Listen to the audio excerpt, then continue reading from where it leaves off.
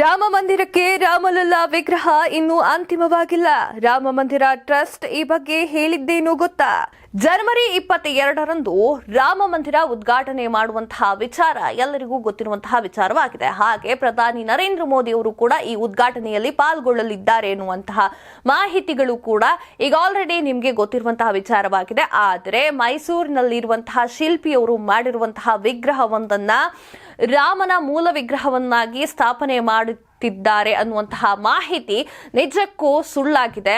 Trust ಅವರು ಇದರ ಬಗ್ಗೆ ಸ್ಪಷ್ಟನೆಯನ್ನ ನೀಡಿದ್ದಾರೆ. ನಾವು ಯಾವುದೇ ರೀತಿಯ ವಿಗ್ರಹವನ್ನ ಕೂಡ ಫೈನಲ್ ಮಾಡಿಲ್ಲ ಅಂತ ಟ್ರಸ್ಟ್ ಅವರು ತಿಳಿಸಿದ್ದಾರೆ. ಹಾಗಾದ್ರೆ ಏನದು ಸುದ್ದಿ? ಇಲ್ಲಿದೆ ನೋಡಿ ಮಾಹಿತಿ. ಅಯೋಧ್ಯೆ ರಾಮ ಮಂದಿರದಲ್ಲಿ ಪ್ರತಿಷ್ಠಾಪನೆ ಮಾಡಲು ಕಳೆದ ಹಲವು ತಿಂಗಳಿನಿಂದ ಕೆತ್ತನೆ ಮಾಡಲಾಗುತ್ತಿರುವ 3 ರಾಮಲಲ್ಲಾ ವಿಗ್ರಹಗಳಲ್ಲಿ ಇನ್ನೂ ಯಾವುದನ್ನು ಕೂಡ ಆಯ್ಕೆ ಮಾಡಿಲ್ಲ ಎಂದು ರಾಮ ಮಂದಿರ ಟ್ರಸ್ಟ್ಗೆ ಸಂಬಂಧಿಸಿದವರು ಮಂಗಳವಾರ ಸ್ಪಷ್ಟನೆಯನ್ನ ನೀಡಿದ್ದಾರೆ. ನಿನ್ನೆಯಷ್ಟೇ ಭಾರತೀಯ ಜನತಾ ಪಕ್ಷದ ಹಿರಿಯ ನಾಯಕರು ಮತ್ತು ಮಾಜಿ ಮುಖ್ಯಮಂತ್ರಿಗಳು ಆಗಿರುವಂತಹ ಬಿಎಸ್ ಯಡಿಯೂರಪ್ಪ, ಪ್ರತಿಪಕ್ಷ ನಾಯಕರು ಆಗಿರುವಂತಹ ಆರ್ ಅಶೋಕ್ ಹಾಗೂ ಬಿಜೆಪಿ ರಾಜ್ಯಾಧ್ಯಕ್ಷರು ಆಗಿರುವಂತಹ ಬಿವೈ ವಿಜಯೇಂದ್ರ ಸೇರಿದಂತೆ ಹಲವು ಬಿಜೆಪಿ ನಾಯಕರು ರಾಜ್ಯದ ಶಿಲ್ಪಿ ಅರುಣ್ ಯೋಗಿ ರಾಜ್ ಅವರು ಕೆತ್ತಿದ ವಿಗ್ರಹವನ್ನ ಅಯೋಧ್ಯೆಯ ಹೊಸ ದೇವಾಲಯದಲ್ಲಿ ಪ್ರತಿಷ್ಠಾಪಿಸಲು ಆಯ್ಕೆ ಮಾಡಲಾಗಿದೆ ಎಂದು ಹೇಳಿದ್ರು ಮತ್ತು ಶಿಲ್ಪಿ ಅರುಣ್ ಅವರನ್ನ ಅಭಿನಂದನೆ ಕೂಡ ಮಾಡಿದ್ರು.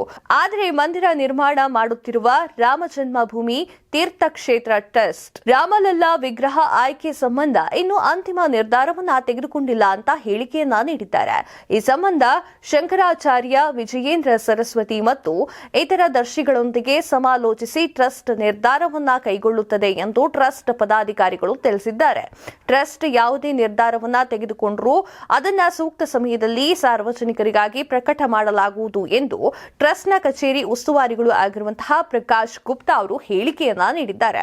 ಅಯೋಧ್ಯೆ ರಾಮ ಮಂದಿರದಲ್ಲಿ ಭಗವಾನ್ ಶ್ರೀರಾಮನ 5 ವರ್ಷ ಮಗುವಿನ ರೂಪದ ವಿಗ್ರಹವನ್ನ ಪ್ರತಿಷ್ಠಾಪನೆ ಮಾಡಲಾಗ್ತಾ ಇದೆ. ರಾಮನ ಈ ವಿಶೇಷ ಮೂರ್ತಿಯನ್ನ ಈಗಾಗಲೇ 3 ಜನ ಪರಿಣಿತ ಉಳ್ಳ ಶಿಲ್ಪಿಗಳು ತಯಾರು ಮಾಡಲಾಗ್ತಾ ಇದ್ದು, ರಾಮ ಮಂದಿರ ಟ್ರಸ್ಟ್ ಈ 3 ಮೂರ್ತಿಗಳಲ್ಲಿ ಒಂದನ್ನ ಆಯ್ಕೆ ಮಾಡುತ್ತದೆ.